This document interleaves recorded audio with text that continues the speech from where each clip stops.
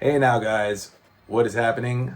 I am back, excuse me, with another book review for you. Volume 5 of Iron Man Battle Royal, covering 1972 to 1974, issues 47 to 67 of Iron Man. So we get nothing but Iron Man books, 21 of them in this volume, priced at $39.99. Came out about three years ago, 2022. So I think it should still be in your stores if you guys look. We got the writing of Mike Friedrich and the pencils of George Tuska and various other pencilers such as Mike Esposito, Vince Colletta, Jim Mooney, Frank Giacoya, and Bill Everett. Mike Friedrich does I'm just looking in the, I'm cheating here. Mike Friedrich does the majority of the writing with assist from Roy Thomas, Jim Starlin, Bill Everett, and Steve Gerber. So pretty good collection here, guys. This is, in this volume, we have the first appearances of Moondragon in issue 54, who is called Madame McEvil, which is a horrible name. And I'm actually glad they changed it. They changed it later to the less stupid Moondragon. Heather Douglas, of course, that's her real name. Issue 55 has the first appearances of Thanos. Yes, it's pronounced Thanos, not Thanos. Thanos, Mentor, Eros, who eventually becomes Star Fox, Isaac the computer, the people of Titan, which is a moon on Saturn. And for whatever reason, Iron Man is part of the the whole thing. I thought like Doctor Strange or Thor would have been a more appropriate fit. What am I looking for? Hold on a second. I'm getting my glasses because I want to show you guys some of the issues here. But for whatever reason, they chose they chose Iron Man to tell this story, which was their first appearances.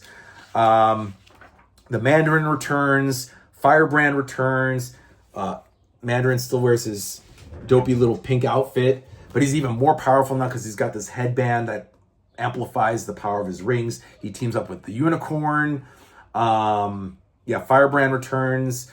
Dr. Spectrum features in the second to the last 63 to 66 is a 4-part storyline involving Dr. Spectrum and the Power Prism, which turns out to be a Skrull named Cremon.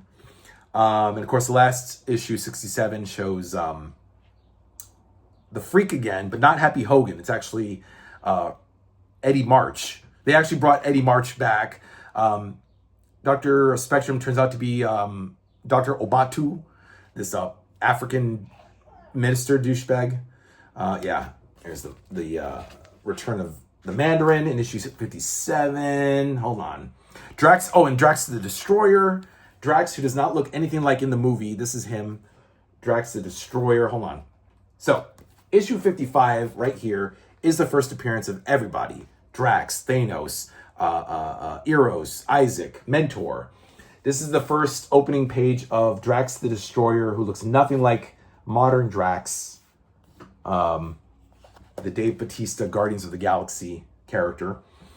He looks like a villain, but he actually turns out to be a good guy. He's actually sent by Mentor to stop Thanos, who's trying to take over Titan. Or he's now a warlord, as we know, and Thanos has now gone after the people of Titan. So they created. Look at this. By the way, I just want to show you guys.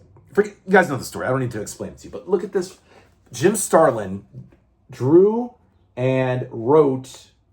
I think he plotted the story, and Mike Friedrich wrote the dialogue. But look at all that stuff. This is 1973, by the way, guys. And this is February, I'm gonna say, right? Yeah, the Indicia's February of 1973, and just look where we are now with the art.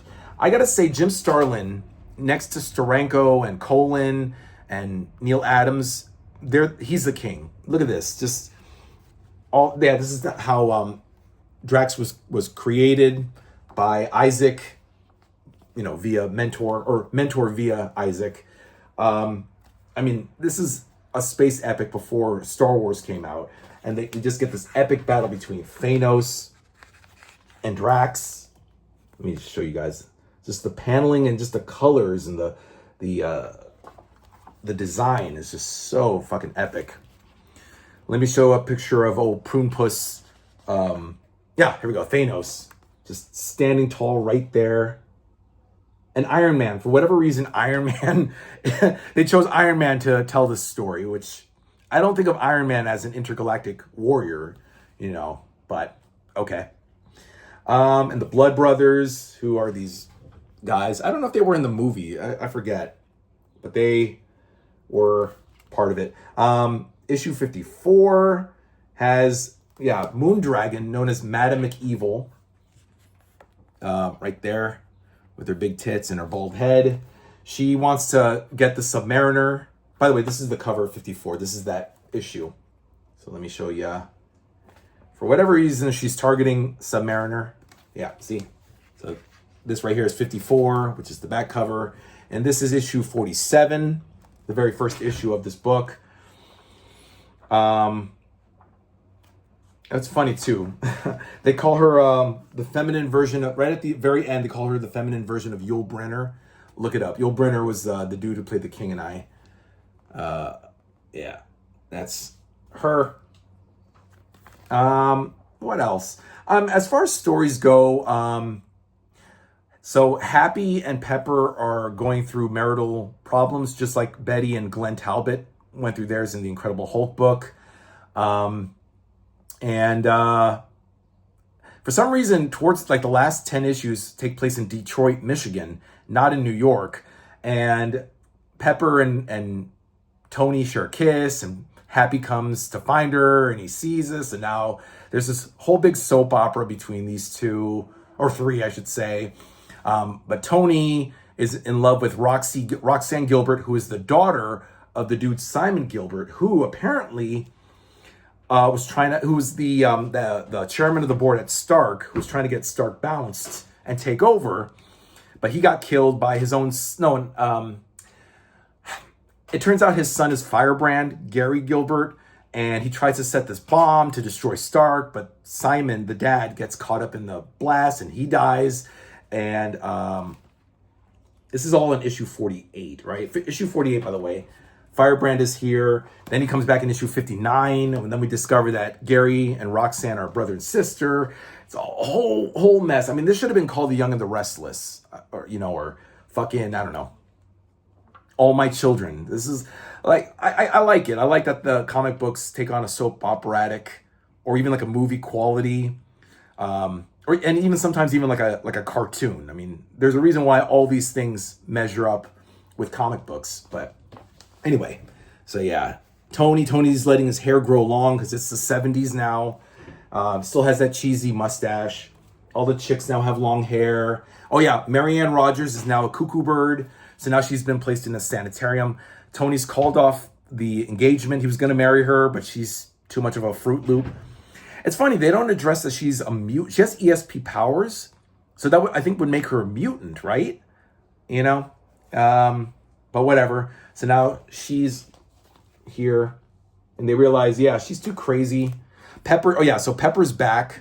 Pepper gets her job back as a secretary because, now the cast is dwindling, so they need to bring back some old familiar characters. So Pepper's back with her silly face and hairstyle. Marianne is gone. That's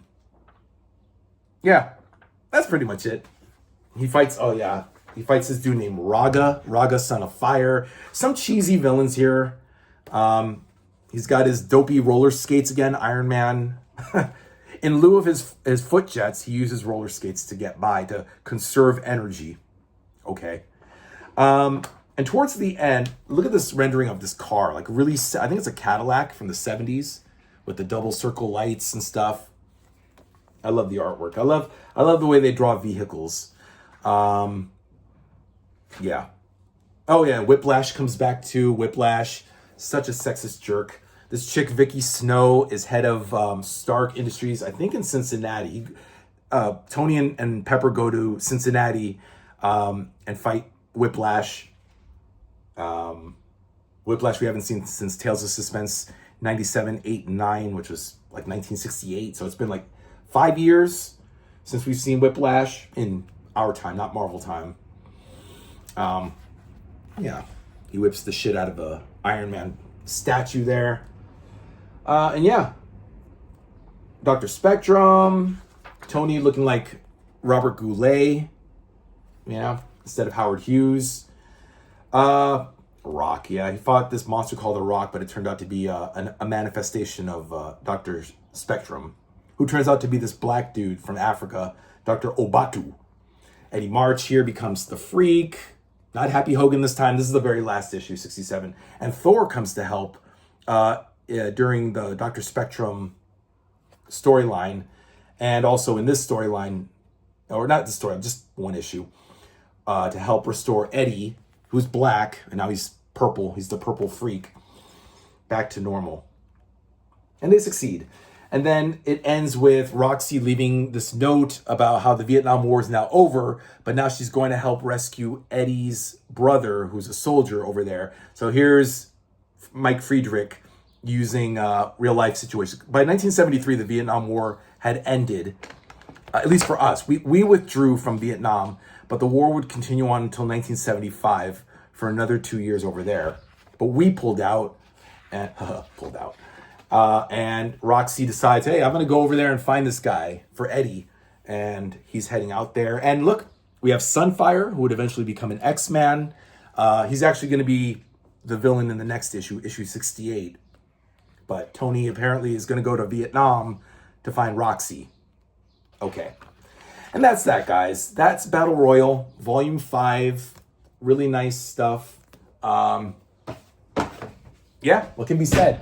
And now, next book will be Volume 6, The War of the Supervillains, covering 1974 to 1976. This just came out, I think, last year, or maybe 2 years ago. I think it was, 2 years ago, 2023. But it hasn't been read yet. This should definitely still be in your stores, guys. Volume 6, The War of the Supervillains. Now, I don't know if that means his war against the supervillains, or maybe there's a war between the supervillains among themselves and Iron Man is caught in the middle. I don't know. But I'm going to check this out. This covers issues 68 to 91 of Iron Man and annual number 3.